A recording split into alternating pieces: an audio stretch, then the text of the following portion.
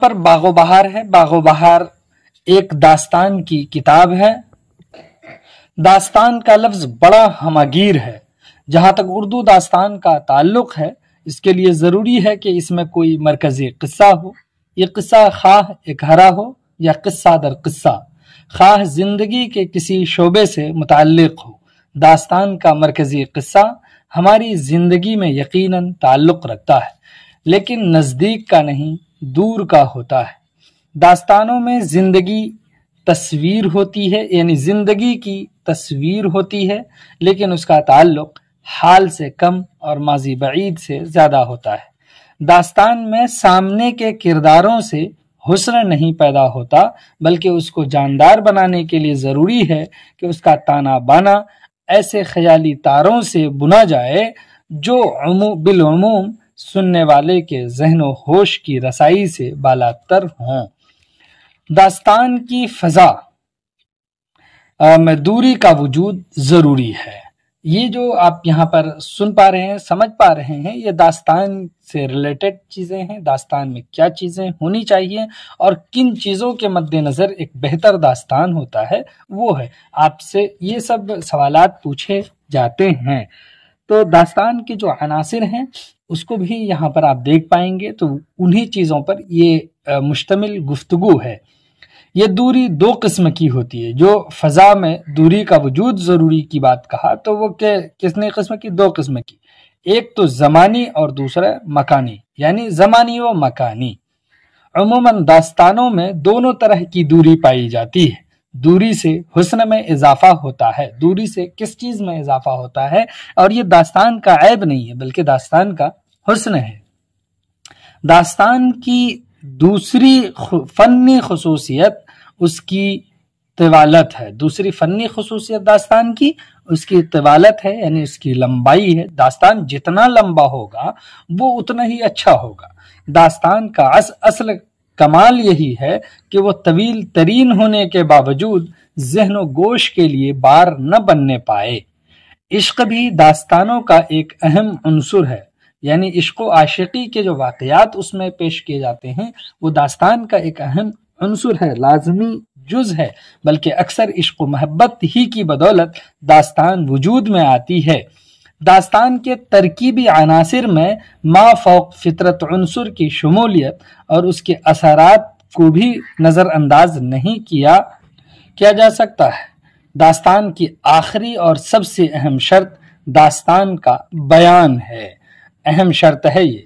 آپ سے سوالات ایسے پوچھے جا سکتے ہیں کہ داستان کے سب سے اہم شرط کیا ہے، تو داستان کا بیان، یعنی جو اسٹائل ہے، طرز ہے، طریقہ ہے، یعنی طریقہ اظہار کی ہی بات کر رہے ہیں۔ بیان جس قدر سادہ، مربوط، مسلسل یعنی جڑا ہوا ہو، مؤثر اور دلکش ہوگا، داستان اسی قدر مقبول ہوگی۔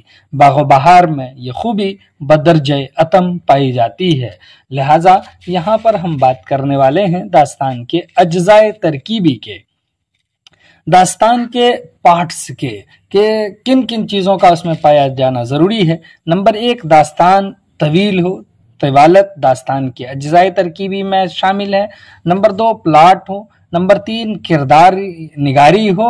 یہ کرداری ہو گیا جو غلط، کردار نگاری یعنی اس کے کیریکٹر کو جو ہے ڈیفائن کیا گیا ہو۔ اسی طرح سے نمبر چار میں ہے ما فوق الفطرت عناصر، عنصر، یہ ہے۔ اسی طرح سے پانچ میں ہے منظر نگاری۔ نمبر چھ ہے اسلوب نگارش۔ یعنی کل ملا کر یہاں آپ کے سامنے جو بات کی گئی ہے کہ داستان کے اجزاء ترکیبی آپ کے سامنے 6 پیش کیے گئے ہیں۔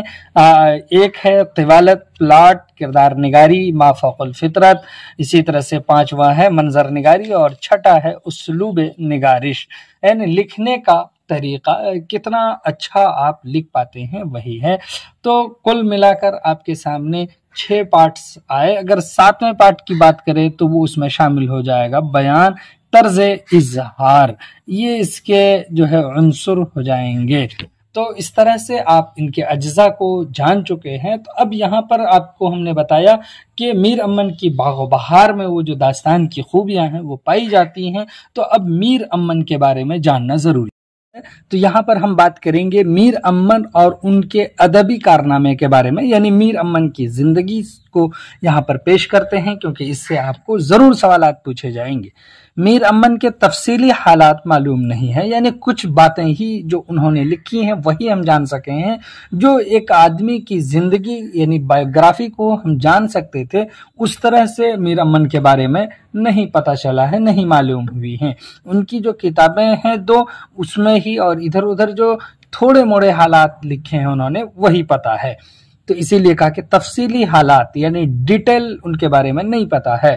ان کے بارے میں مختلف لوگوں نے جو کچھ لکھا ہے ان میں بیشتر قیاسات پر مبنی ہے۔ انہوں نے جو بھی ان کے بارے میں لکھا وہ بس یعنی ایک گمان کیا ہے، انہوں نے کسی چیز پر یعنی ڈیپینڈ کر کے کچھ سوچا ہے اپنی طرف سے اور ایک نتائج رکھ دیا ہے، تو وہی قیاس ہے اور اسی پر جو ہے اپنی پوری عمارت میر امن کے بارے میں تیار کر لی ہے، جو ایک طرح سے غلط ہے۔ لہٰذا ان پر بھروسہ نہیں کیا جا سکتا، اس پر ہم یقین نہیں کر سکتے ہیں۔ ان کے جو مختصر مگر مستند حالات معلوم ہیں وہ یہ کہ اصل نام میر امن اور تخلص لطف تھا۔ بس جتنی باتیں انہوں نے لکھی ہیں جو معلوم ہو سکا ہے وہ اتنی ہی بات ہے، اور یہ یاد رکھیے گا۔ اصل نام میر امن ہے اور تخلص لطف ہے۔ آپ سے پوچھا جائے گا کہ میر امن کا تخلص کیا تھا؟ کیا میر امن شاعر تھے؟ بالکل شاعر تھے، شاعری کرتے تھے، اسی وجہ سے تو تخلص بھی ہے ان کا۔ اور تخلص کیا تھا؟ تو لطف تھا۔ دلی میں پیدا ہوئے۔ کہاں پیدا ہوئے ہیں؟ دلی میں پیدا ہوئے ہیں، ان کی پیدائش وہیں ہوئی اور وہیں پلے بڑھے، یعنی وہیں ان کی پرورش و پرداخت ہوئی ہے۔ ان کے اجداد، یہ جد کی جمع ہے اجداد یعنی دادا، اجداد مغل بادشاہوں کی رکاب میں رہے اور ان کی خدمات کے صلے میں انہیں جاگیریں بھی عطا ہوئیں، یعنی انہی کے ساتھ رہے اور ان کی جو خدمات کی ان کے بدلے میں انہیں کیا ملے تھے؟ کچھ جاگیریں ملی تھیں اور اس سے جو ہے ان کا پالن پوشن، ان کا جیون خوشحال گزر رہا تھا۔ جب احمد شاہ ابدالی کی فوج دلی میں داخل ہوئی، کون؟ احمد شاہ ابدالی کی فوج دلی میں داخل ہوئی تو میر امن کا گھر بھی لٹنے سے محفوظ نہ رہ سکا۔ سورج مل جاٹ نے ان کی جاگیر بھی ضبط کر لی۔ کن کی؟ میر امن دہلوی کی جاگیر کس نے ضبط کی ہے؟ سورج مل جاٹ نے۔ میر امن دلی چھوڑ کر نکلے اور کئی برسوں تک عظیم آباد میں مقیم رہے۔ یاد رکھیے گا میر امن کہاں مقیم رہے؟ عظیم آباد میں۔ وہاں سے تلاش معاش میں کلکتہ آئے۔ نواب دلاور جنگ نے انہیں اپنے چھوٹے بھائی، یاد رکھیے گا کون؟ نواب دلاور جنگ نے انہیں یعنی میر امن کو اپنے چھوٹے بھائی میر محمد کاظم خاں کا اتالیق مقرر کیا۔ کن کا؟ ان کا چھوٹا بھائی ہے جس کا نام ہے میر محمد کاظم خاں، اور ان کے آپ کیا ہو گئے؟ اتالیق ہو گئے، ان کے ٹیوٹر، ان کے یہاں آپ کو جو ہے تنخواہ یعنی جاب مل گئی۔ کن کے یہاں اتالیق مقرر ہوئے تھے؟ تو میر محمد کاظم کے یہاں۔ 2 سال اس خدمت کو انجام دینے کے بعد، یعنی اتالیق کی خدمت آپ نے کتنے سال انجام دی؟ 2 سال۔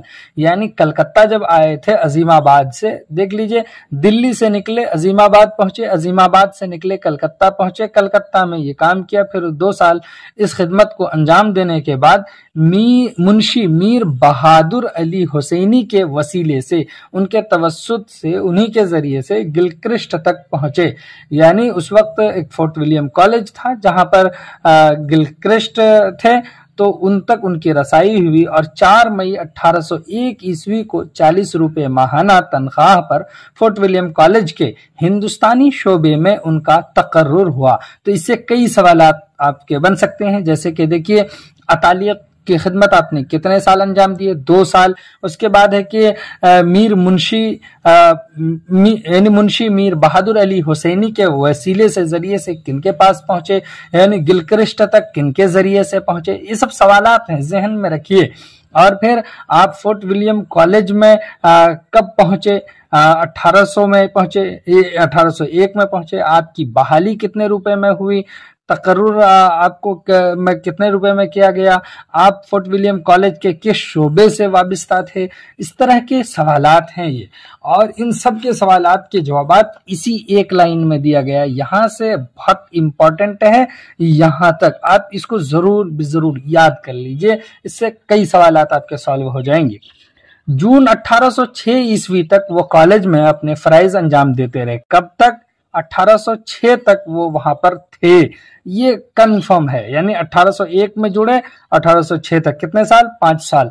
तो आपसे ये पूछा जाएगा कितने साल फोर्ट विलियम कॉलेज में मीर अमन ने खिदमत अंजाम दी हैं। उनके पीराना साली यानी बुढ़ापे और जिस्मानी माजूरी के सबब 1806 में उन्हें कॉलेज की खिदमत से सुबुकदोश कर दिया गया, यानी सेवानिवृत्त कर दिया गया, उन्हें रिटायर्ड कर दिया गया। कॉलेज से अलहीदगी के बाद उनके हालात पर्दे खिफा में हैं, वो हालात नहीं पता चल सके हैं, मालूम नहीं हुए। बस इतनी ही बात इनके बारे में मालूम है। मीर अमन की तालीम कहाँ तक थी ये मालूम नहीं, लेकिन ये साबित है कि वो फारसी अच्छी जानते थे। ये कैसे पता चला उसके बारे में भी यहाँ पर बात होगी। इसी की बदौलत उन्होंने फारसी की मशहूर किताब अखलाक मुहसिना का कामयाब तर्जमा गंज खूबी के नाम से किया है। किस किताब का? अखलाक मुहसिना का तर्जमा किससे किया? गंज खूबी के नाम से। और ये इस बात की दलील है कि फारसी अच्छी जानते थे। और इसी तरह से उनकी दूसरी किताब जो ट्रांसलेटेड है वो है बागो बहार ही। मीर अमन साहिब अयाल थे, यानी बाल बच्चे वाले थे। उनके घर में छोटे बड़े 10 आदमी थे। कितने आदमी थे? 10 आदमी थे। मीर अमन की शोहरत जिस किताब से है वो बागो बहार है, यानी उनको जो प्रसिद्धता मिली है, जो वो इतने जो वो फेमस हैं, वो किसकी वजह से हैं? बागो बहार की वजह से ही हैं। ये किताब 1801 में मुकम्मल हो चुकी थी। उस वक्त इसका नाम चहार दुर्वेश था। जब 1801 में मुकम्मल हुई थी, इस किताब का नाम चहार दुर्वेश ही था। 1802 ईस्वी में इस पर नजर सानी हुई। किस पर? बागो बहार पर।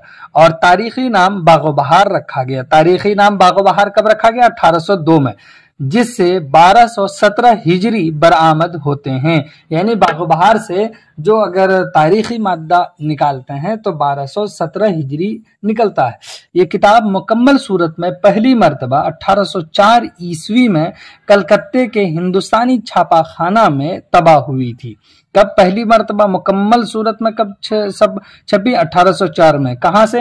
हिंदुस्तानी छापाखाना कलकत्ते से।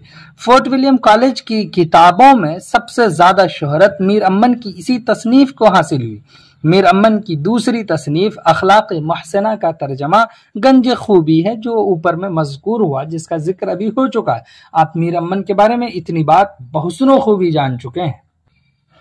तो उर्दू के मुख्तसर दास्तानों में जो शोहरत और मकबूलियत मीर अमन की बागो बहार को हासिल हुई, वो किसी और दास्तानी किस्से को नसीब नहीं हुई। बागो बहार को जदीद उर्दू नस्र का पहला सहीफा कहा जाए तो कुछ बेजाना होगा। ये कहते हैं बड़े बड़े राइटर, और इस बात का एतराफ़ करते हैं। गरज के इस किताब ने जुबान और बयान के लिए नए शऊर को सबसे ज़्यादा फ़रोग़ बख्शा है। तो यहाँ पर हम बागो बहार का खुलासा पेश करते हैं जो आपके इसमें शामिल है, यानी किस्सा चहार दरवेश में से किस्सा आजाद बख्त का। तो देखिए, बहुत बेहतरीन, इसको ध्यान से सुनिए और समझ जाएंगे आप। बागो बहार की दास्तान रोम के बादशाह आजाद बख्त के हालात बयान करने से शुरू होती है। बादशाह को औलाद न होने का गम है। इस गम में वो ममलकत व हुकूमत तर्क करके तन्हाई इख्तियार कर लेता है। शर पसंदों ने सर उठाया, यानी फसादियों ने फसाद बर्पा की मुल्क में, और अलग अलग जगह से खुद मुख्तार होने लगे। और वो देखा कि बादशाह तो इसमें दखल अंदाज ही नहीं है, तो उन्होंने अपने सर उठाए थे। तो खैर पसंदों ने, जो बादशाह के हामियीन थे, जो बादशाह का भला चाहने वाले थे, उन्होंने गौर फिक्र के बाद वजीर खैरतमंद से मुलाकात की। वजीर था जिसका नाम है खैरतमंद, इससे मुलाकात की। वजीर बादशाह के हुजूर हाजिर होकर सारा माजरा कह सुनाया, और वजीर के कहने पर दोबारा हुकूमत पर तवज्जो देता है। कौन? बादशाह। वजीर के कहने पर अपने शबो रोज के मामूलात में थोड़ा सा बदलाव किया। जैसा पहले मामूल था वैसा नहीं किया, अब बदलाव कर लिया है। वो क्या? सुबह को दरबार करना और तीसरे पहर किताब का शुगल या विर्द वजीफा पढ़ना वगैरह, ये شامل ہو گیا تھا۔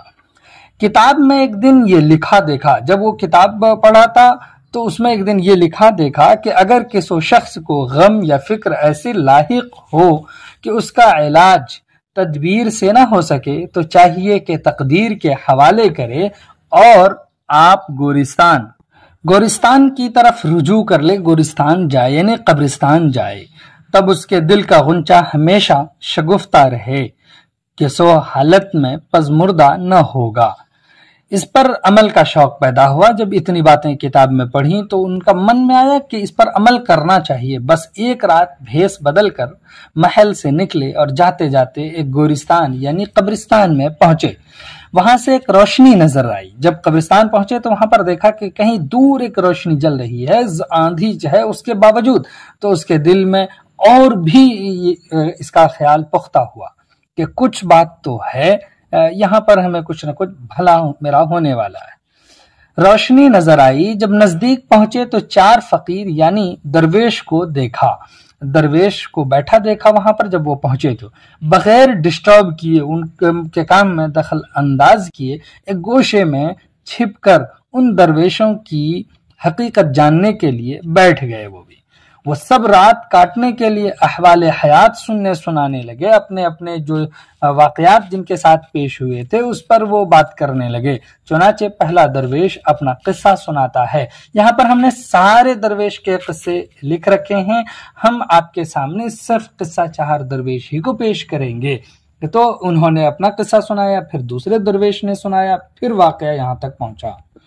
بات یہاں تک پہنچی کہ صبح ہو گئی تھی۔ اب صبح کی ہو گئی تو یہ سنیے، سرگزشت آزاد بخت بادشاہ کی، کیونکہ چل ہی رہا ہے، اس کا اب ایک ہیڈنگ یہ ہو چکا ہے، تو بات تو قصہ آزاد بخت ہی کی ہم کر رہے ہیں۔ کیا ہے، صبح ہو جاتی ہے، آزاد بخت واپس محل میں آتا ہے، ان درویشوں کو اپنے محل میں بلوا لیتا ہے، یعنی بھیج کر کے چوبدار کو، انہیں طلب کرتا ہے، انہیں اپنا قصہ بیان کرنے کو کہتا ہے، لیکن وہ قصہ سنانے میں تأمل کرتے ہیں، یعنی وہ درویش کہتا ہے کہ نہ ہمیں بیان کرنے کی طاقت ہے اور نہ بادشاہ کو سننے سے فرحت ہوگی، یعنی کوئی خوشی اس کو ملے گی۔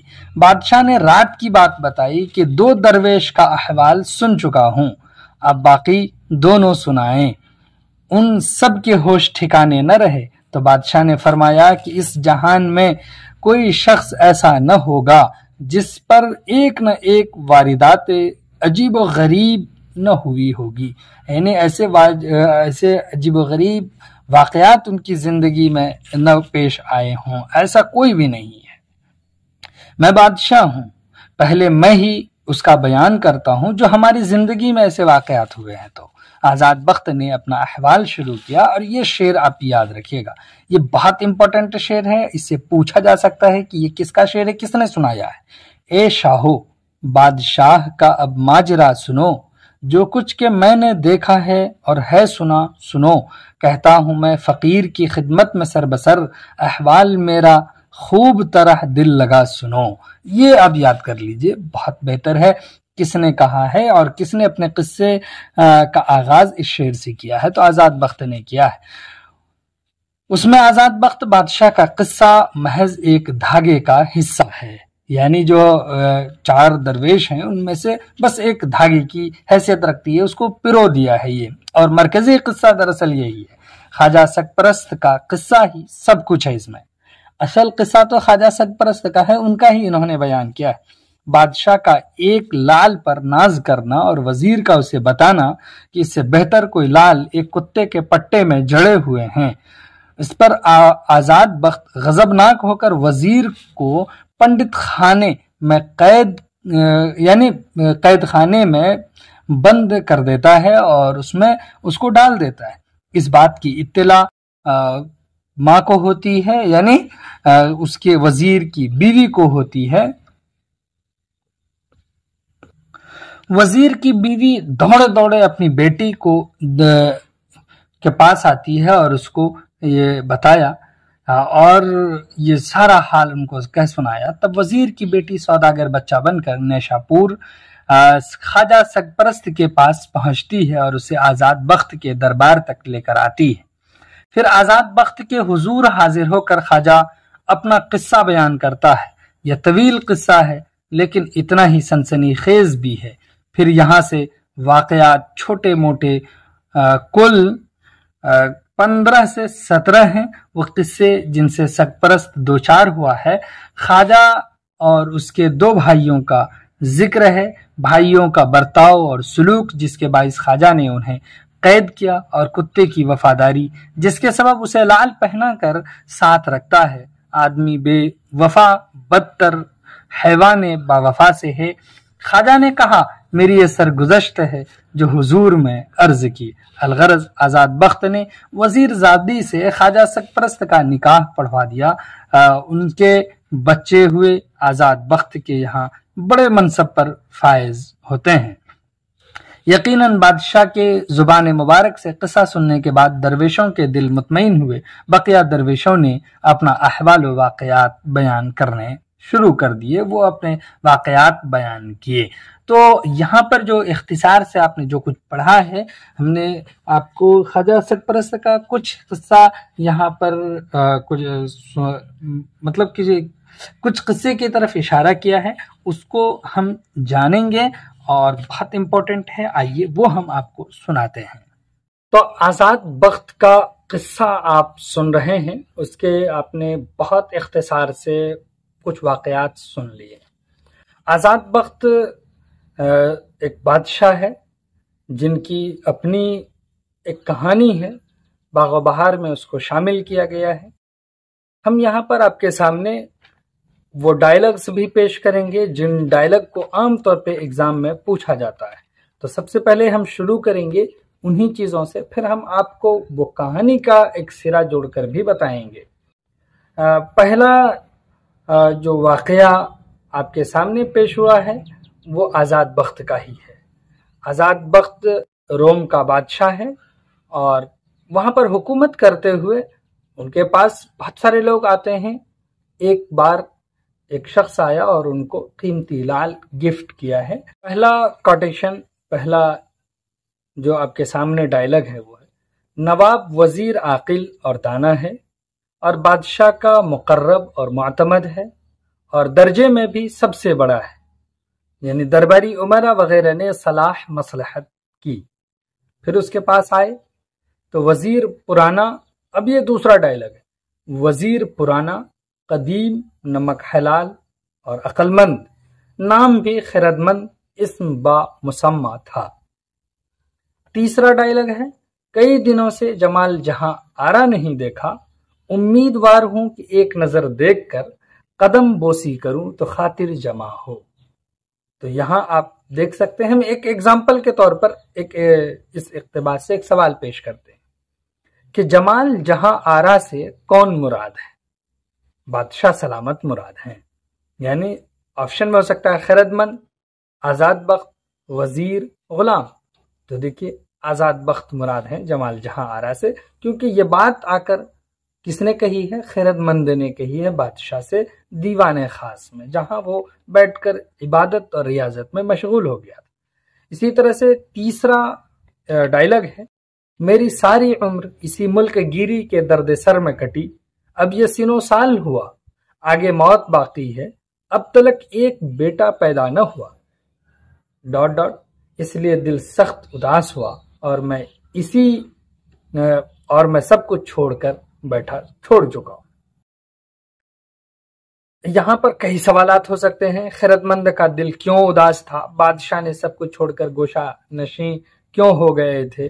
اسی طرح سے جو اس کے آپشنز ہو سکتے ہیں وہ دیے جا سکتے ہیں اکارڈنگ، تاکہ آپ اس کے جواب دے سکیں۔ اسی طرح سے اب ہے چوتھا اقتباس، وہ یہ کہ بادشاہ سب چھوڑ چھاڑ کر جنگل جا کر عبادات الہی کرنے کا ارادہ رکھتا، جس سے شاید عاقبت بخیر ہو، اور دنیا کو تو خوب دیکھا، کچھ مزہ نہ پایا۔ اس کے بعد ہے خرد مند آزاد کے بعد باپ کا یہ وزیر تھا اور وہی وزیر آزاد بخت کا بھی بنا تھا۔ پوائنٹ ہے پانچواں کہ قبلہ عالم، اس تصور باطل کو دل سے دور کرو، نہیں تو تمام عالم درہم برہم ہو جائے گا۔ یہ ڈائلاگ جو کہا ہے وہ خیرتمند نے بادشاہ سے دیوان خاص میں کہا ہے۔ اس کے بعد یہ والا ڈائلاگ سب سے امپورٹنٹ ہے، وہ یہ: آدمی کا دل خدا کا گھر ہے اور بادشاہ فقط عدل کے واسطے پوچھے جائیں گے۔ ایک شعر اسی میں ہے کہ خدا اس پاس یہ ڈھونڈے جنگل میں، خدا اس پاس یہ ڈھونڈے جنگل میں، ڈھنڈورا شہر میں لڑکا بغل میں۔ تو یہ پوچھا جائے گا یہ بات کس نے کہی ہے؟ اس طرح کے سوالات آپ سے ہو سکتے ہیں۔ تو یہ جو شعر ہے یہ بھی آپ کو دیا جا سکتا ہے۔ تو خیرتمند نے کہا ہے دوبارہ سلطنت کرنے کے لیے معمول بنایا ہے۔ تو اس میں دیکھیے کیا ہے: ہمیشہ صبح کو دربار کرنا اور تیسرے پہر کتاب کا شغل یا ورد وہ وظیفہ پڑھنا اور خدا کی درگاہ میں توبہ استغفار کر کر اپنے مطلب کی دعا مانگنی، یہ ان کے اس میں شامل ہو گیا تھا معمولات میں۔ غم یا فکر اس کا علاج تدبیر سے نہ ہو سکے تو چاہیے کہ تقدیر کے حوالے کرے۔ کہاوت ہے کہ چلتی چکی دیکھ کر دیا کبیرہ رو، چلتی چکی دیکھ کر دیا کبیرہ رو، دو پائن کے بیچ آ ثابت گیا نہ کو۔ اس کے بعد جو کہا جا رہا ہے وہ یہی کہ چپکے سے نکل کر آزاد بخت گورستان پہنچ گئے، اور پھر وہاں پر جب پہنچے تو ایک روشنی دکھی۔ اس آندھی اور اندھیرے میں یہ روشنی خالی از حکمت سے نہیں، یعنی خالی حکمت سے نہیں ہے، خالی از حکمت نہیں ہے۔ تو اس طرح سے بہت امپورٹنٹ ہے، اور جنگل میں روشنی جلتا دیکھ کر وہ اس کی طرف اس امید سے بڑھا کہ شاید اس نور سے میرے بھی گھر کا چراغ روشن ہو، اور اس طرح سے وہاں پہنچے، دل کی مراد ملے، چار فقیر بے نوا کو بیٹھا پایا۔ وہ ایک طرف چھپ کر درویشوں کو بغیر ڈسٹرب کیے ہوئے حقیقت جاننے کے لیے مکان کے ایک کونے میں چپ کے بیٹھا۔ اب اسی طرح سے کل کا احوال کچھ معلوم نہیں کہ کیا پیش آوے، ایک گمت رہیں یا جدا جدا ہو جائیں، رات بڑی پہاڑ ہوتی ہے۔ یہ کوٹیشن، رات بڑی پہاڑ ہوتی ہے۔ ہم جو آپ کے سامنے ڈائلاگ پیش کر رہے ہیں ان کا ایک پوائنٹ بہت امپورٹنٹ ہوتا ہے، اسی لیے ہم پیش کر رہے ہیں، نہیں تو آپ کہانی اس سے جو ہے آپ کے ذہن میں بیٹھ جائیں گی۔ جو ڈائلاگ ہم بتا رہے ہیں آپ کو، کسی درویش نے یہ بات کہی ہے، پھر درویشوں نے کہانی شروع کی ہے، اپنی کہانی بتانا۔ جو پہلا درویش ہے، دوسرا درویش ہے، پھر یہاں سے سرگزشت آزاد بخت بادشاہ کی شروع ہوتی ہے۔ دو درویشوں کا واقعہ وہاں پر سنا ہے۔ آزاد بخت نے دونوں درویش کا قصہ رات بھر سنا۔ وقت صبح کا شروع ہونے پر آیا تو وہ دولت خانے پر لوٹ آیا اور چاروں فقیروں کو بلا بھیجا۔ اس کے بعد ہم اپنے دل کے بادشاہ ہیں، ہمیں دنیا کے بادشاہ سے کیا کام؟ جب اس کو بلاوا آیا تھا تو یہ کہا تھا، درویش نے کہا ہے، یہ ڈائلاگ یاد رکھیے گا۔ بادشاہ کی عمر و دولت زیادہ رہے، ہم فقیر ہیں، کہاں تک بیان کریں؟ درویش نے کہا، چند روز بخاطر جمع میرے پاس رہیں۔ بادشاہ سلامت نے کہا، قدم درویشاں رد بلا ہے۔ یہ ڈائلاگ ہے، بادشاہ آزاد بخت نے کہا۔ اسی طرح سے اس جہان میں کوئی شخص ایسا نہ ہوگا جس پر ایک نہ ایک واردات عجیب و غریب نہ ہوئی ہوگی۔ بادشاہ نے کہا۔ آزاد بخت نے ایک شعر سنایا، اے شاہو بادشاہ کا اب ماجرا سنو، جو کچھ کہ میں نے دیکھا ہے اور ہے سنا سنو، کہتا ہوں میں فقیروں کی خدمت میں سر بسر، احوال میرا خوب طرح دل لگا سنو۔ آزاد بخت عین عالم شباب میں تخت پر بیٹھا تھا اور عمر قریب 40 کے ہو چکی تھی۔ اس وقت تک ان کو کوئی اولاد نہیں ہوئی تھی، اسی غم میں تھا۔ یہاں آپ کو کچھ ان کے بارے میں بتا دیں کہ ملک روم کا وہ بادشاہ تھا۔ ایک سال اس کے پاس بدخشاں کے ملک سے ایک سوداگر آیا، بادشاہ کے لیے تحفے لایا۔ اس تحفے میں ایک لعل تھا جو وزن میں 5 مسقال تھا۔ یہ پوچھا جائے گا وزن میں کتنا تھا؟ وہ لعل تو 5 مسقال تھا وزن میں، بس اس سے زیادہ نہیں۔ اس نے ایسا جواہر کبھی نہ دیکھا تھا، بادشاہ نے نہ کبھی دیکھا تھا، لگتا شاید سنا بھی نہ ہو۔ بادشاہ اس لعل کو ہر روز جواہر خانے سے منگوا کر سرے دربار دیکھا کرتا، روز منگواتا اور سرے دربار دیکھتا تھا۔ تو اس میں بھی آپ کے لیے سوال چھپا ہوا ہے، ہم یہ سوال آپ کو دیں گے تو آپ کو سمجھ میں بھی آئے گا۔ ایک دن کی بات ہے، دیوان عام میں سبھی موجود تھے۔ اب ایک دن کا قصہ سن لیجئے۔ دیوان عام میں سبھی موجود تھے، سبھی حاضر تھے۔ اس لعل کو بادشاہ نے منگوایا، جواہر خانے کا داروغہ لے کر آیا۔ سوال یہی ہوگا کہ وہ جواہر خانہ سے جواہر کون لاتا تھا اور لے جاتا تھا؟ تو جواہر خانے کا داروغہ۔ میں ہاتھ میں لے کر تعریف کرنے لگا، کون؟ بادشاہ۔ یہ کہہ رہے ہیں کہ وہ لے کر آیا اور میں ایک دن وہ اس کی تعریف کرنے لگا ہاتھ میں۔ فرنگ کے ایلچی کو دیا، جو فرنگ سے آیا ہوا ایلچی تھا اس کو دیا، اور انہوں نے بھی دیکھا۔ اسی طرح ہاتھوں ہاتھ ہر ایک نے لیا اور سب نے دیکھا، اس کی جو ہے بادشاہ کے سامنے تعریف کی۔ بادشاہ کا وزیر نے جاں بخشی طلب کرتے ہوئے عرض کیا۔ بادشاہ کا جو وزیر خیرت مند تھا، انہوں نے کہا کہ اگر جان کی امان دیتے ہیں، ہم آپ کے سامنے ایک بات کہتے ہیں۔ انہوں نے کہا کہ آپ بادشاہ ہیں اور بادشاہوں سے بہت بعید ہے کہ ایک پتھر کی اتنی تعریف کریں۔ آپ بادشاہ ہیں اور بادشاہوں سے بہت بعید ہے کہ آپ ایک پتھر کی اتنی تعریف کریں۔ اگرچہ رنگ ڈھنگ سنگ میں لاسانی ہے، لیکن سنگ ہے، یعنی لیکن ہے تو پتھر۔ یہ وزیر خیرت مند نے اس سے کہا۔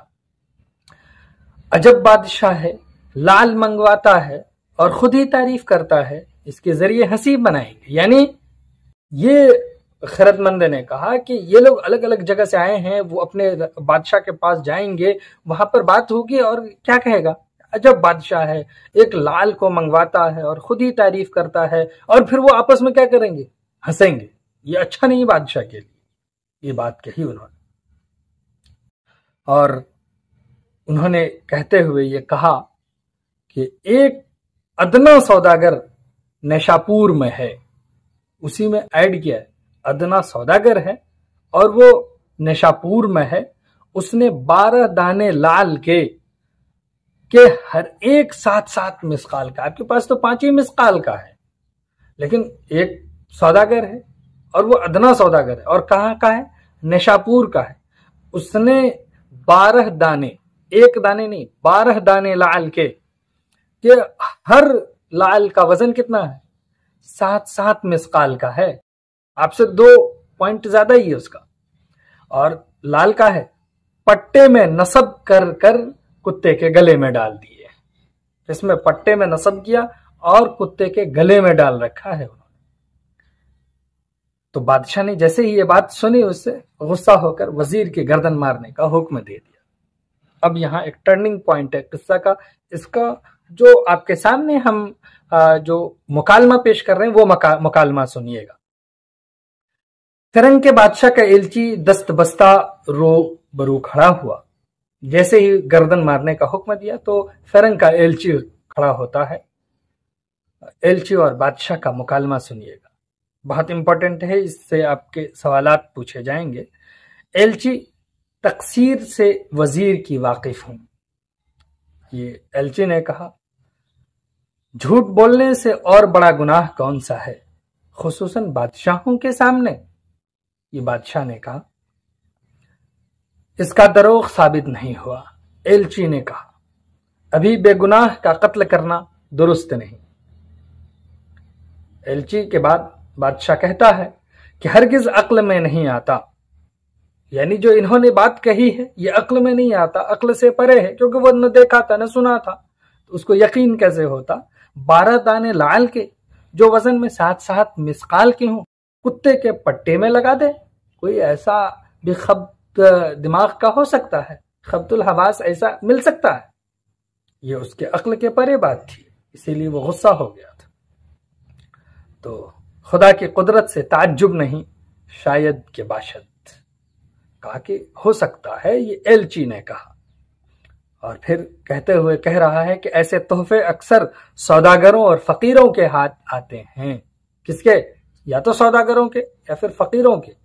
ایسا واقع ہو سکتا ہے، یہ ایلچی نے کہا۔ صلاح دولت یہ ہے کہ اگر وزیر ایسا تقصیر وار ہے یقیناً اگر ہے تو حکم قید کا ہو. ابھی جلد بازی میں فیصلہ لینا ٹھیک نہیں ہے، قید کا حکم کیجئے، اس لیے کہ وزیر بادشاہوں کی عقل ہوتے ہیں، بادشاہوں کی عقل. یہ پوائنٹ ہے، یہ مشورہ ایلچی نے دیا. بالآخر اس کو یعنی وزیر کو زندہ میں مقید کر دیا اور 1 سال کی مہلت سخن راست ہونے کی ملی کہ یہ بات ثابت ہو جائے گی 1 سال کے اندر اندر تو بچ جائے گا، نہیں تو پھر گردن ماری جائے گی. وزیر کو پنڈت خانے میں بند کیا. وزیر کے 14-15 برس کی ایک بیٹی تھی. وزیر کو بے حد محبوب تھی، اس لیے اپنے دیوان خانے کے پچھواڑے ایک رنگ محل بنوا دیا تھا.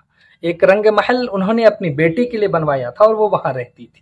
وزیر کے قید کے دن وزیر زادی رت جگہ کی تیاری کر رہی تھی. یکایک ماں پریشان حال آئی.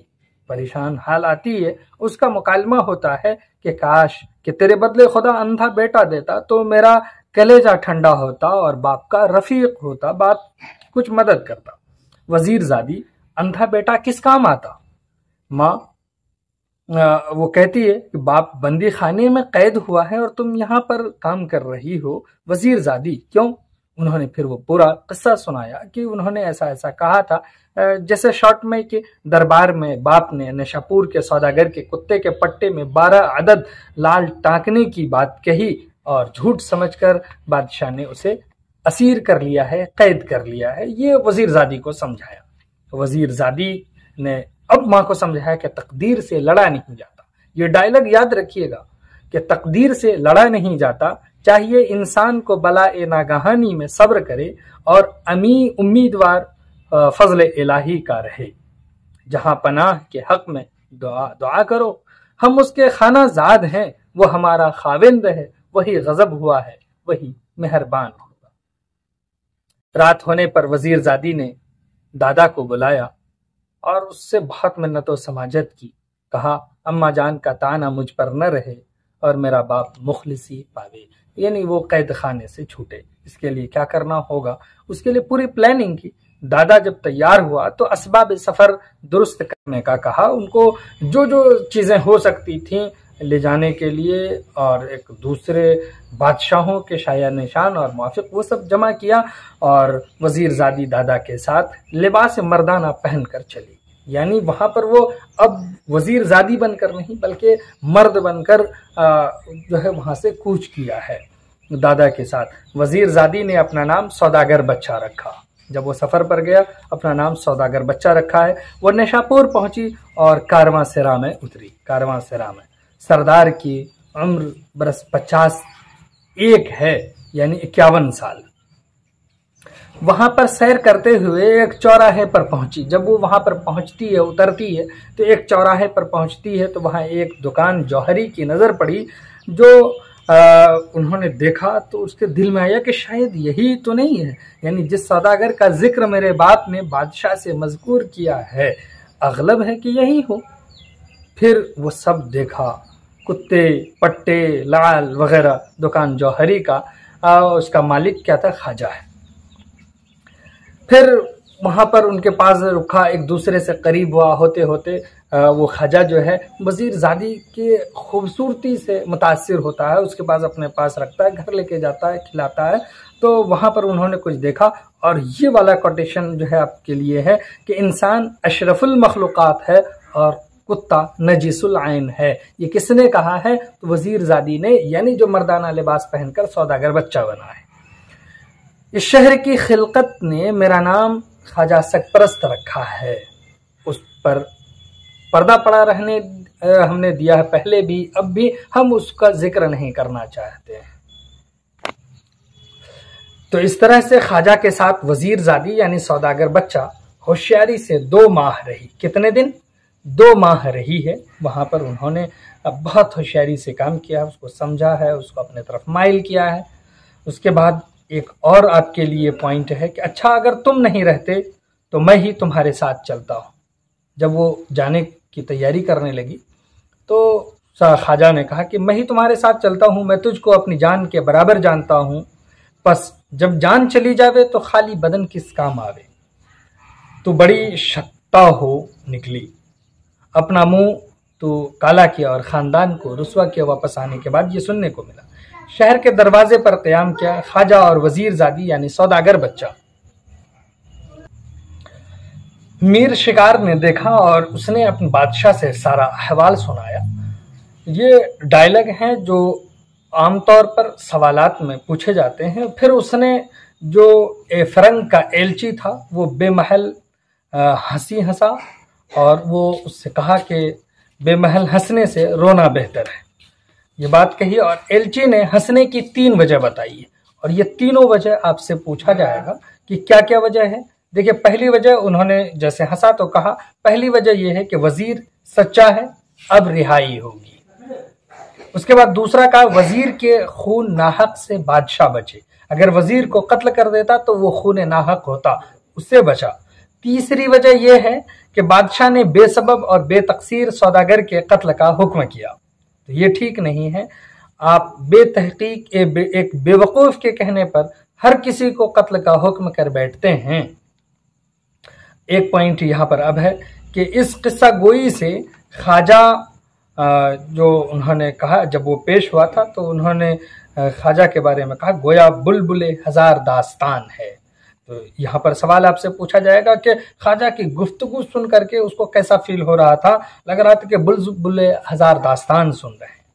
और एक डायलॉग है कि जाहिर में ये सारे ऐब जो मुझ में भरे हैं, ये ख्वाजा कह रहा है कि जो ऐब मुझ में भरे हैं, जिनके सबब से आप नाखुश हुए हैं और तमाम खल्कुल्लाह में बदनाम हो रहा हूँ, यानी हम जो आपके पास पर्जा बैठा हुआ है उसके सामने हम बदनाम हो रहे हैं, इसका एक बाइस है, एक वजह है, जाहिर नहीं कर सकता, हम उसको आपके सामने पेश नहीं कर सकते।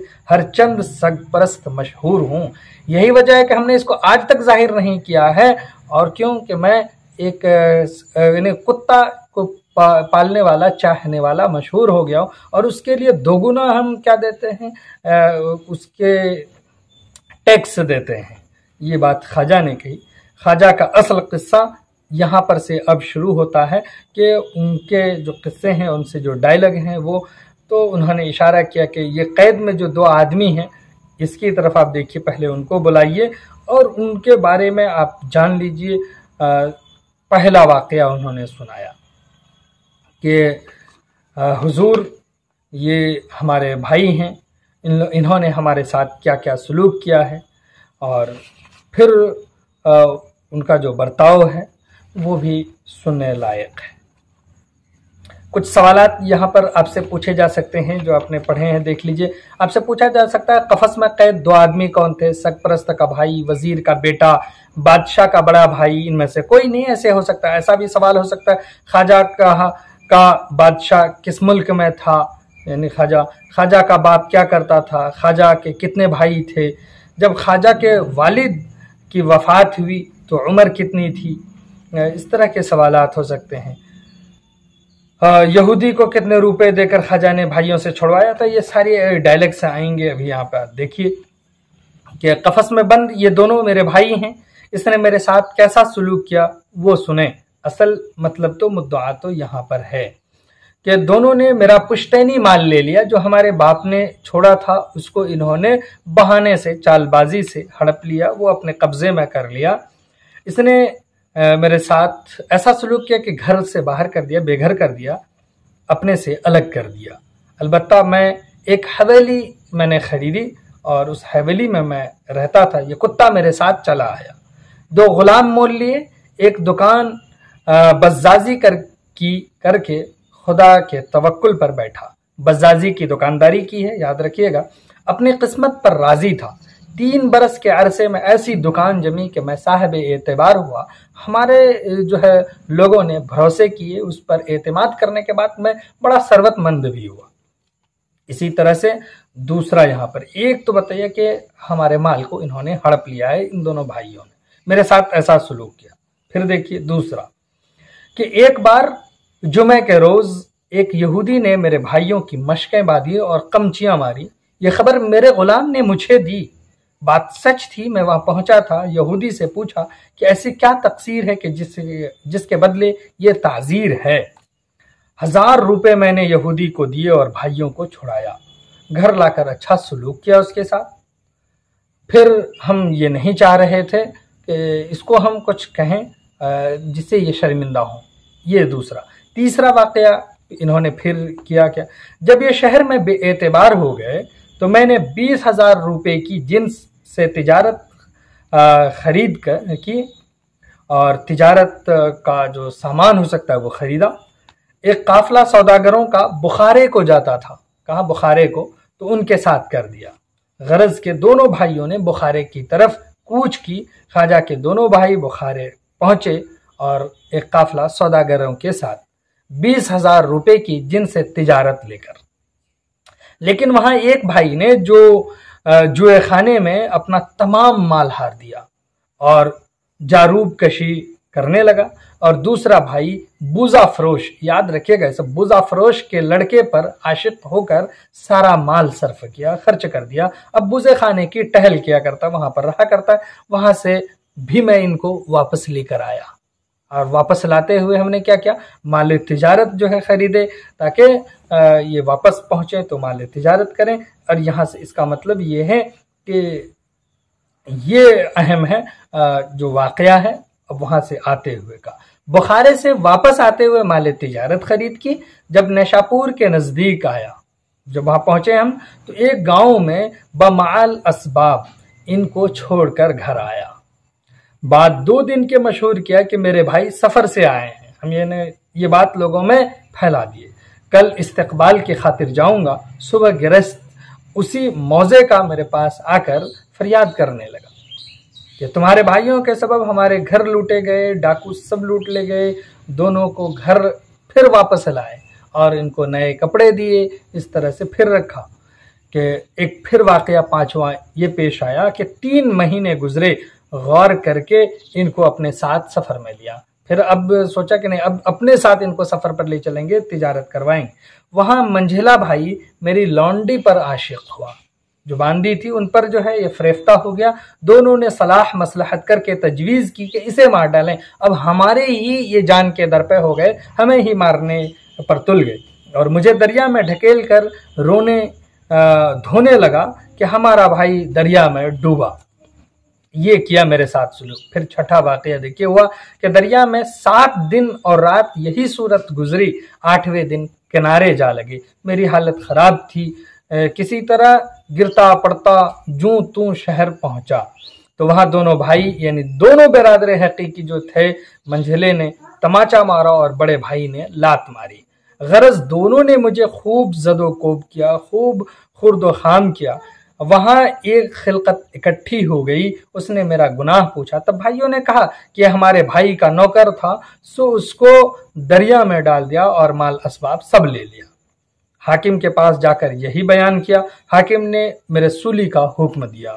اس شہر کے بادشاہ کو قلنج کی بیماری تھی. یہاں پر جیسے ہمیں سولی کا حکم دیا تو قلنج کی بیماری تھی اور علاج کسی طرح سے کارگر نہیں ہوتا تھا. اس سے کسی ایک بزرگ نے کہا تھا کہ بندیوں کو آزاد کرو، خیرات کرو وغیرہ وغیرہ. دوا سے دعا میں بڑا اثر ہوتا ہے، بڑا اثر ہے. یہ کوٹیشن یاد رکھیے گا. بادشاہی چیلے ادھر کو نکلے تھے، میری جان بخشی ہو گئی. ادھر کو نکلے تو دیکھا کہ یہ بھیڑ کیوں ہے. وہاں پر گئے، دیکھا کہ مجھے سولی دی جا رہی. انہوں نے روکا، پھر مجھے آزاد کرایا، میں آزاد ہو گیا. اس طرح سے یہ چھٹا واقعہ میرے ساتھ پیش آیا جو ان بھائیوں کی وجہ سے ہوا. اب 7واں واقعہ یہ پیش آتا ہے کہ یہ میرے بھائی پھر حاکم کے پاس گئے. دونوں بھائیوں اور کوتوال نے مجھے زندان سلیمان میں قید کر دیا. لیکن وہاں یعنی زندان سلیمان پہاڑ میں ایک غار تھا جہاں محبوس خود بخود مر جاتا ہے. تو دونوں بھائیوں نے پھر وہ حاکم کے پاس جا کر کہ ہمیں کہاں ڈلوا دیا؟ زندان سلیمان میں. تو وہ بھیانک غار میں ڈالا. اس کتے کی بدولت جان بچی. وہاں پر 6 مہینے گزارے. اس میں جیسے بھی کھانا پانی کا انتظام ہو سکا اس کتے کی وجہ سے ہو سکا. اب 8واں واقعہ یہ ہوتا ہے کہ جس نے اس کنویں سے نکالا وہ قتل پر آمادہ ہوا. بہت باتیں خوشامد کی اور جان بخشی ہوئی.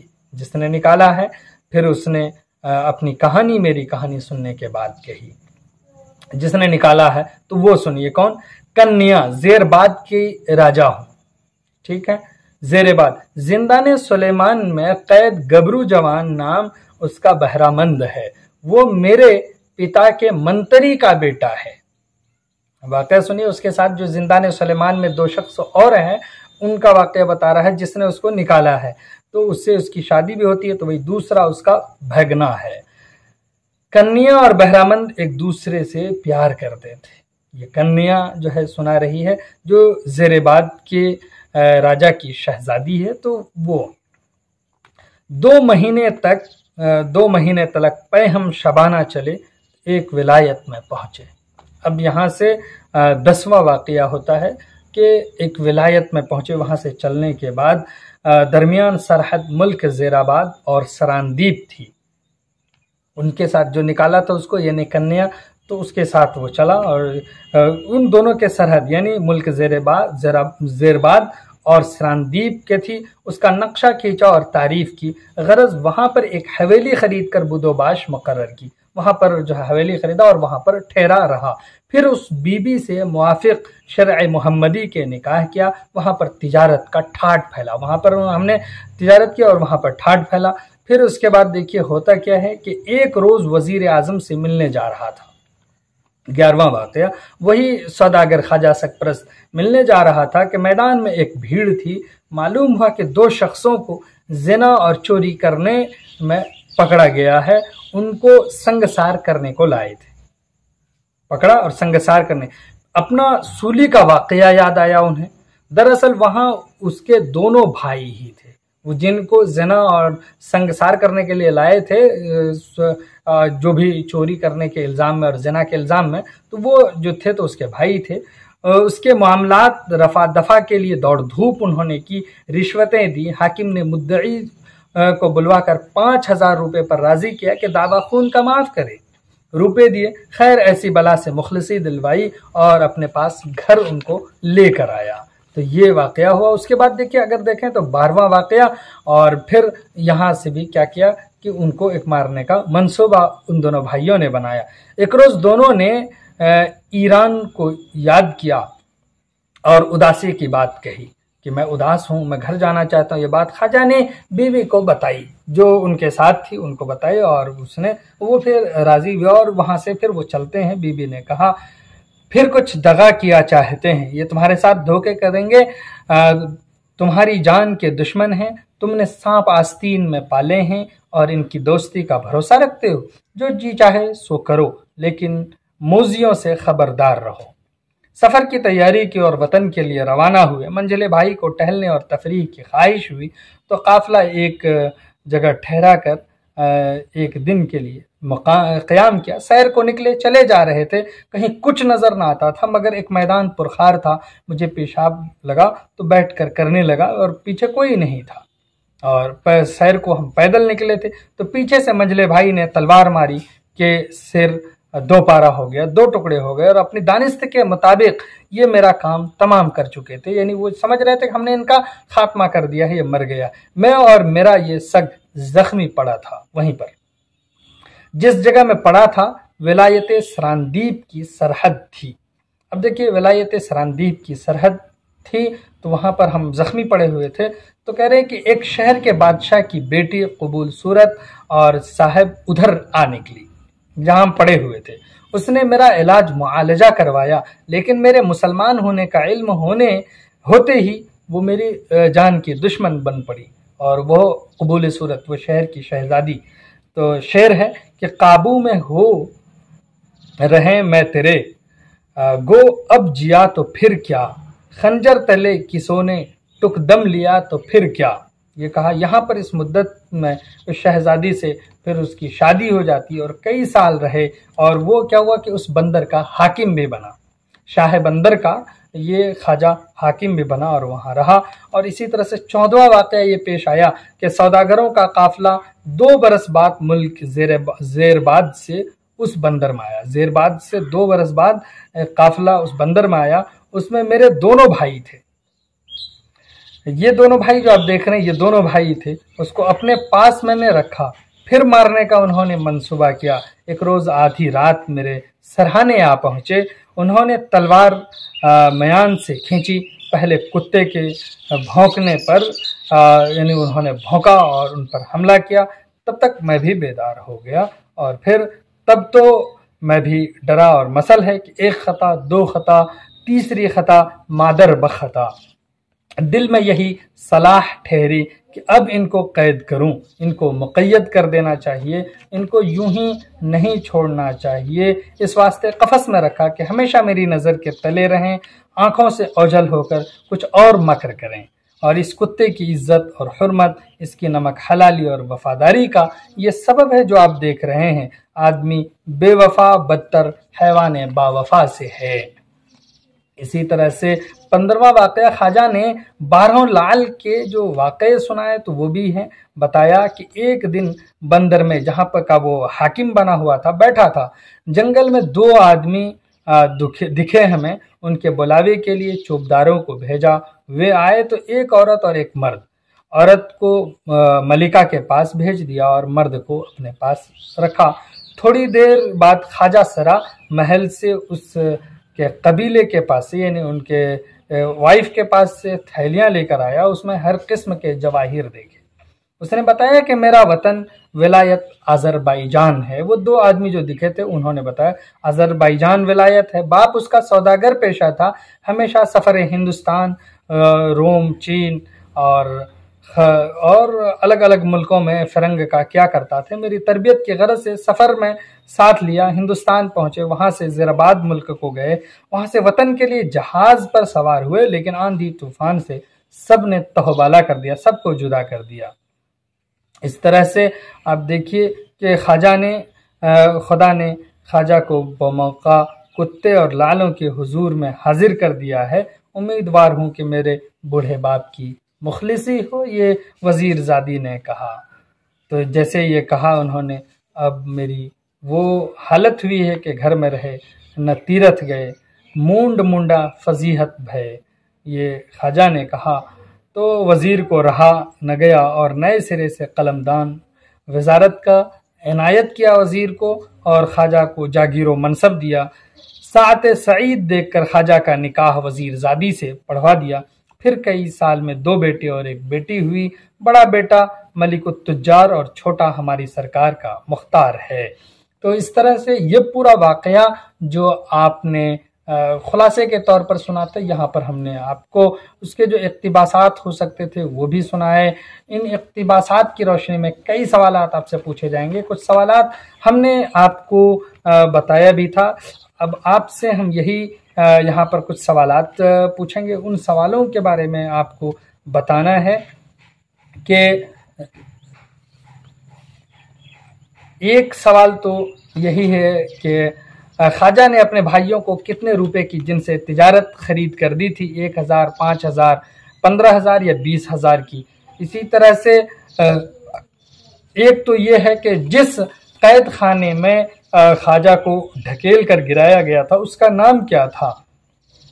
जिंदाने दाऊद था, या ये कह लीजिए कि वो मछली का पेट था, या फिर उनको ज़बह कर दिया गया था, या जिंदाने सुलेमान, या फिर पंडित खाना उसका नाम था।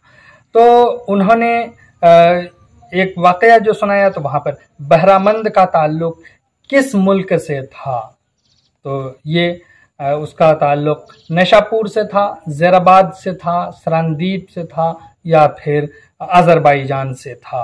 तो ये हुआ।